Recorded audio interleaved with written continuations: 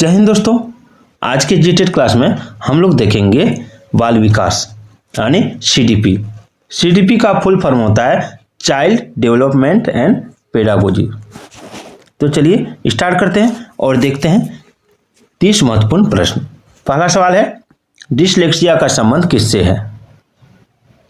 आपका ऑप्शन है लिखने की अक्षमता से, पढ़ने की अक्षमता से, आंखिक अक्षमता से या तार्किक अक्षमता से। तो देखिए डिसलेक्सिया का संबंध होता है पढ़ने की अक्षमता से। ठीक है, अगर बच्चे बी को डी बोल रहा है और डी को बी बोल रहा है तो समझ जाइए कि वो डिसलेक्सिया से ग्रसित है, यानी पढ़ने की अक्षमता से ग्रसित है। और लिखने की अक्षमता को डिस्ग्राफिया कहा जाता है और आंखिक अक्षमता को डिसकैलकुलिया कहा जाता है। चलिए आगे देखते हैं। अगला सवाल है कि बच्चों को सीखने हेतु अभिप्रेरित करने के लिए शिक्षक को बढ़ावा देना चाहिए। किस लिए बढ़ावा देना चाहिए? तो कक्षा में प्रथम आने वाले बच्चे को पुरस्कृत करके, प्रतिस्पर्धा करके, सीखने हेतु उचित स्थिति और वातावरण का सृजन करके। यही हो जाएगा, सीखने हेतु उचित स्थिति और वातावरण का सृजन करके ही बच्चों को सीखने हेतु अभिप्रेरित कर सकते हैं। ठीक है, बच्चे को पुरस्कृत करना ये नेगेटिव है, नेगेटिव थिंकिंग है। कंपटीशन ये भी नेगेटिव थिंकिंग में आएगा। कक्षा में प्रतिभाशाली बच्चों की प्रशंसा करना ये भी नेगेटिव में आएगा। तो जो सेंटेंस, जो बात, जो आंसर नेगेटिव थिंकिंग देता है वो कभी भी बाल विकास में यानी सीडीपी में आंसर नहीं होता है। ठीक है, चलिए आगे बढ़ते हैं। चलिए, थोड़ा सा गला खराब है 3-4 दिन से। अगला सवाल है कि निम्न में से कौन सा अच्छे अनुशासन के लिए मुख्य तत्व है? कुशल मुखाध्यापक, स्कूल का स्वस्थ वातावरण, आदर्श अध्यापक, पुरस्कार और दंड। देखिए इसमें हो जाएगा ये सभी। अच्छे अनुशासन के महत्वपूर्ण घटक जो हैं वो हैं आपका कुशल मुखाध्यापक, स्कूल का स्वस्थ वातावरण, आदर्श अध्यापक और पुरस्कार और दंड। याद रखिएगा। चलिए 4 नंबर की, एक आदर्श अध्यापक में पाया जाने वाला गुण कौन सा है? एक जो आदर्श अध्यापक है उसमें कौन सा गुण पाया जाता है? तो देखिए आदर्श अध्यापक में लोकतांत्रिक दृष्टिकोण होता है, विषय का पूर्ण ज्ञान होता है, बाल मनोविज्ञान का ज्ञान होता है, आदर्शवादी आचरण होता है उसका, अनुशासन प्रियता होता है और शिक्षण कौशल युक्त होता है। यानी इसमें हो जाएगा ऑप्शन 4 उपरोक्त सभी। चलिए, पिछड़ा बालक वह है जो अपने पाठशाली जीवन के मध्य यानी 10 से 11 वर्ष में अपनी आयु के अनुरूप समान कक्षा से नीचे की कक्षा का कार्य न कर सके। यह कथन किसका है? तो देखिए यह कथन जो है ये सिरिल बर्ट का है। सिरिल बर्ट का, ऑप्शन 2। सिरिल बर्ट के अनुसार पिछड़ा बालक वह है जो अपने स्कूल जीवन के बीच अपनी आयु के समकक्ष से नीचे की कक्षा का कार्य करने में असमर्थ हो। बर्ट का मत है कि जिस बालक का शैक्षिक यानी बौद्धिक उपलब्धि 85 से कम होती है उसे पिछड़ा बालक कहा जा सकता है। चलिए 7 नंबर सवाल देखेंगे। 7 नंबर सवाल है, नहीं 6 नंबर सवाल है कि आपकी कक्षा में एक बच्चा रोज आपको परेशान करने के लिए अप्रासंगिक प्रश्न पूछता है, आप क्या करेंगे? उसे डांटेंगे, प्रधानाचार्य से शिकायत करेंगे, उससे बातचीत करेंगे या उसके माता पिता से शिकायत करेंगे? तो देखिए डांटना तो ये नेगेटिव थिंकिंग है, तो उसे डांटेंगे नहीं। प्रधानाचार्य से शिकायत करेंगे ये तो होगा ही नहीं। ठीक है, प्रधानाचार्य से शिकायत नहीं करना है, उससे बातचीत करेंगे। उससे क्या करेंगे? उससे बातचीत करेंगे। और माता पिता से तो शिकायत करेंगे ही नहीं। ठीक है, तो ऑप्शन 3 हो जाएगा, उससे बातचीत करेंगे। क्या हो जाएगा? ऑप्शन 3, उससे बातचीत करेंगे। मैं थोड़ा सा कलर चेंज कर लेता हूं तो अच्छा दिखेगा। उससे बातचीत करेंगे। ठीक है, यानी ऑप्शन 3 हो जाएगा। याद रखिएगा, ऑप्शन 3 हो जाएगा। चलिए अगला सवाल देखते हैं। अगला सवाल है कि पियाजे की कौन सी अवस्था का संबंध अमूर्त एवं तार्किक चिंतन से है? पियाजे की कौन सी अवस्था का संबंध अमूर्त एवं तार्किक चिंतन से है? पूर्व संक्रियात्मक अवस्था, संवेदी गामक अवस्था, अमूर्त संक्रियात्मक अवस्था, मूर्त संक्रियात्मक अवस्था। तो देखिए पियाजे ठीक है। जीन पियाजे ने अपने सिद्धांत में बुद्धि के विकास के 4 चरण दिए हैं। संवेदीगामक अवस्था, ये 0 से 2 साल होता है, ठीक है। अमूर्त संक्रियात्मक अवस्था, ये 2 से 7 साल तक होता है। मूर्त संक्रियात्मक अवस्था, ये होता है आपका 7 से 11 वर्ष तक, ठीक है। और औपचारिक संक्रियात्मक अवस्था, ये होता है आपका 11 से 15 वर्ष तक, ठीक है। तो पियाजे की जो अवस्था है संबंध अमूर्त एवं तार्किक चिंतन से है, वो है आपका ऑप्शन 3। अमूर्त संक्रियात्मक अवस्था में बालक जो है थोड़ा सा तार्किक चिंतन करता है, और औपचारिक अवस्था ही अमूर्त संक्रियात्मक अवस्था होती है। चलिए 8 नंबर सवाल देखिए कि एनसीईआरटी 2005 की संस्तुतियों के अनुसार कक्षा 1 एवं कक्षा 2 के विद्यार्थियों के लिए मूल्यांकन का तरीका क्या होना चाहिए? मौखिक परीक्षण के आधार पर, लिखित परीक्षण के आधार पर, लिखित एवं मौखिक परीक्षण के आधार पर, या प्रेक्षण के आधार पर? तो देखिए इसका जो आंसर होगा वो हो जाएगा ऑप्शन 4, प्रेक्षण के आधार पर। राष्ट्रीय पाठ्यचर्या का रूपरेखा 2005 के अनुसार कक्षा 2 अर्थात पूर्व प्राथमिक स्तर पर बच्चों का मूल्यांकन प्रेक्षण के आधार पर होना चाहिए, ठीक है। चलिए संस्कृति पर शिक्षा का क्या प्रभाव पड़ता है? देखिए संस्कृति पर शिक्षा का बहुत ही प्रभाव पड़ता है। संस्कृति के हस्तांतरण में सहायता करना, संस्कृति की निरंतरता को बनाए रखना, संस्कृति का परिष्करण, ये तीनों यानी उपयुक्त सभी हो जाएगा। चलिए आगे, कोमल शिल्प उपागम संबंधित है किससे? देखिए कोमल शिल्प उपागम ये संबंधित है मनोविज्ञान सिद्धांतों के अनुप्रयोग से, ठीक है। एक शिक्षिका का भावात्मक बुद्धि लब्धांक ऊंचा है, इसका तात्पर्य क्या है? तो वह उच्च अनुशासन प्रिय है, वह उच्च बुद्धि वाली है, या वह हास प्रयास वाली है, या फिर वह संतुलित व्यवहार रखती है? तो ये हो जाएगा वह संतुलित व्यवहार रखती है, संतुलित व्यवहार रखती है, ठीक है। संतुलित व्यवहार करने वाले शिक्षकों में भावात्मक बुद्धि लब्धांक ऊंचा होता है। चलिए 12 नंबर देखिए, निम्न में से वस्तुनिष्ठ परीक्षणों के गुण के संबंध में सही कथन कौन सा है?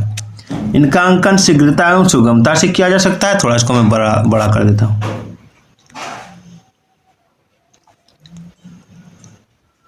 चलिए, ये परीक्षकों के व्यक्तिगत प्रभाव से प्रभावित नहीं होते हैं, वस्तुनिष्ठता के कारण ये अधिक विश्वसनीय एवं वेद होते हैं, उपयुक्त में से कोई नहीं। तो देखिए इसका राइट आंसर हो जाएगा ऑप्शन 1, 1, 2 एवं 3, 1, 2 एवं 3, ठीक है। चलिए, विद्यालय का कार्य क्या होता है? संस्कृति का परिष्करण, संस्कृति का संरक्षण, संस्कृति के नए प्रतिरूपों का निर्माण। तो विद्यालय का कार्य हो जाएगा उपयुक्त सभी, ठीक है।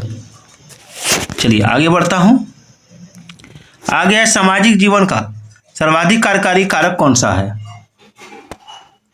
तो देखिए सामाजिक जीवन का सर्वाधिक कार्यकारी कारक कौन सा है, ये पूछा गया है। तो इसका राइट आंसर होगा ऑप्शन 1, शिक्षा, ठीक है। स्वामी विवेकानंद के अनुसार किसी समाज या राष्ट्र के विकास के लिए उस राष्ट्र के नागरिकों का शिक्षित होना अति आवश्यक है, इसको याद रखिएगा। राष्ट्रीय दृष्टिवादिता संस्थान यानी NIVH, ठीक है, कहाँ स्थित है? तो ये स्थित है आपका देहरादून में। चलिए आगे बढ़ते हैं। आगे शिक्षा की प्रक्रिया के अंग कौन से होते हैं? शिक्षा की प्रक्रिया के अंग कौन से होते हैं? तो देखिए शिक्षा की प्रक्रिया के अंग जो होंगे वो हो जाएंगे शिक्षार्थी, शिक्षक और पाठ्यक्रम, ये तीनों होंगे तभी शिक्षा की प्रक्रिया का अंग होगा, यानी ये सभी हो जाएगा। आगे प्रभावी और अस्थायी शिक्षा ग्रहण करने के लिए विद्यार्थी के पास क्या होना चाहिए? तो योग्यता और अभिप्रेरणा का वांछित स्तर, ठीक है, योग्यता और अभिप्रेरणा का वांछित स्तर। चलिए आगे देखते हैं। देखिए अगला सवाल है कि निम्नलिखित को सम्मिलित कीजिए। सूची 1 और सूची 2 दोनों एक ही साथ दिया है। रिपब्लिक है, ठीक है, रिपब्लिक का लेखक कौन है? रिपब्लिक का लेखक कौन है? यह एक पुस्तक है। तो इसका लेखक है प्लेटो। ठीक है, इसका लेखक कौन है? प्लेटो। उसके बाद दूसरा नंबर है आपका Emile and education. Emile and education, इसके लेखक कौन है? इसके लेखक है रूसो। उसके बाद है दी स्कूल एंड सोसाइटी। इसके लेखक कौन है? तो दी स्कूल एंड सोसाइटी जो है इसके लेखक है आपका जॉन डीवी। संध्या विधि, इसके लेखक कौन है? तो दयानंद सरस्वती। दयानंद सरस्वती याद रखिएगा। ठीक है। खेल शिक्षण विधि के प्रतिपादक कौन है? फ्रोबेल, सुकरात, किलपेट्रिक या अरस्तु? तो खेल विधि शिक्षण विधि के प्रतिपादक फ्रोबेल हैं, याद रखिएगा। अगला सिरिल भट्ट के अनुसार पिछड़े बालकों की बुद्धि लब्धि क्या होती है? तो पिछड़े बालकों की बुद्धि लब्धि 85 से कम होती है। ठीक है, सिरिल भट्ट का मत है कि जिन बालकों की बुद्धि लब्धि 85 से कम होती है वे पिछड़े बालक होते हैं। चलिए आगे, प्राय लड़कियां गणित में कमजोर होती हैं, यह क्या है? तो यह है आपका लैंगिक पूर्वाग्रह पर आधारित धारणा, यानी ये नेगेटिव सोच देता है। ठीक है। प्रतिभाशाली, इसको मैं समझा देता हूं कि लैंगिक पूर्वाग्रह मतलब क्या होगा कि लड़के और लड़कियों में अंतर होना। ठीक है। प्रतिभाशाली बालकों में निम्न विशेषता होती है। कौन सी विशेषता होती है? तो प्रतिभाशाली बालक जो होते हैं, ठीक है, उसमें आपका जो विशेषता होता है वो होता है बुद्धि लब्धि 110 से अधिक होता है, अधिक महत्वाकांक्षा, विस्तृत शब्दकोश, यानी ऑप्शन 4 हो जाएगा उपरोक्त सभी। ठीक है। अनुशासन प्रिय होता है, ज्ञानेंद्रियों का शीघ्र विकास होता है और उच्च व्यक्तित्व भी होता है। चलिए सृजनवाद में क्या होता है? तो देखिए सृजनवाद में शिक्षा बाल केंद्रित होती है।